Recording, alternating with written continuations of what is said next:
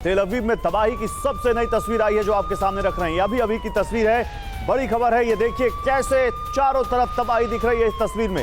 ये तेल अवीव की तस्वीर है, इजराइल के दूसरे सबसे बड़े शहर की तस्वीर है, जहां पर ईरान के मिसाइल अटैक ने क्या मंजर वहां पर पैदा कर दिया है, आप इन तस्वीरों में देखिए।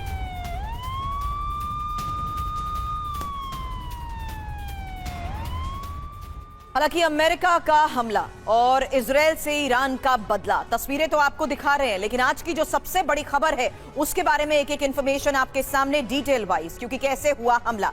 20वें चरण का अटैक, 40 मिसाइलों से अटैक और पहली बार खैबर का इस्तेमाल किया गया है। खैबर मिसाइल आपको बता दें मीडियम रेंज वो मिसाइल जो अब परमाणु ठिकानों पर हुए हमले के बाद इस्तेमाल की गई है। हालांकि कहां पर हमले हुए हैं, बेन गुरियन एयरपोर्ट और बायोलॉजिकल रिसर्च सेंटर के साथ साथ कमांड एंड कंट्रोल सेंटर्स को जिस तरीके से निशाना बनाया जा रहा है। दत्ता सर, जानती हूं आपके साथ इस ओवरऑल सिचुएशन को एनालाइज करना जरूरी है, लेकिन उससे पहले एक बार फिर से मेरे सहयोगी मनीष का मैं रुख करना चाहूंगी, क्योंकि मनीष, 20वें चरण का अटैक जिसके बाद सबसे बड़ी खबर आई कि किस तरीके से पहली बार अब खैबर मिसाइल का भी इस्तेमाल किया गया है, उसमें किस तरीके से अब हमलों को कौन कौन सी लोकेशंस पर अंजाम दिया जा रहा है, ये सबसे इंपॉर्टेंट है।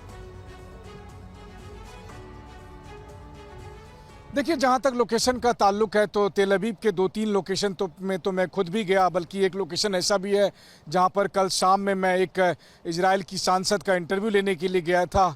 वहाँ पर एक शॉपिंग मॉल है, एक यूनिवर्सिटी है और इस मिसाइल आकर वहीं गिरी है। अब वो मिसाइल जानबूझकर वहाँ टारगेट की गई या फिर जो है सो इंटरसेप्ट करने के दौरान वो मिसाइल वहाँ पर गिरी है। लेकिन हाँ, वो कम्प्लीटली सिविलियन इलाका है, वहाँ पर कोई किसी भी तरह का लैब या कोई मिलिट्री साइट्स तो नहीं है, चाहे ईरान जो भी दावा करे।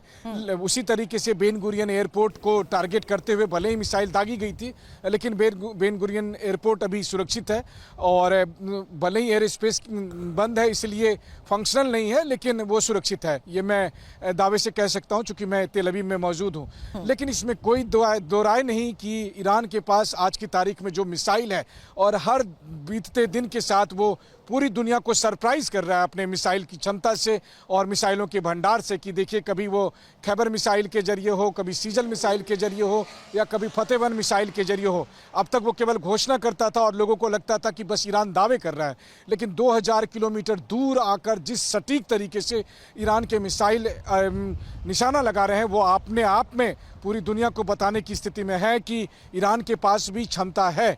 देखिए, मोटे तौर पर 2000 से ज़्यादा मिसाइल अभी भी ईरान के पास बचे हैं, इसके बावजूद कि 500 के करीब मिसाइलों का उन्होंने इस्तेमाल किया। 500 से 700 करीब मिसाइलों को इजराइल कह रहा है कि हमने ख़त्म किया, तब भी 2000 से अधिक मिसाइल हैं।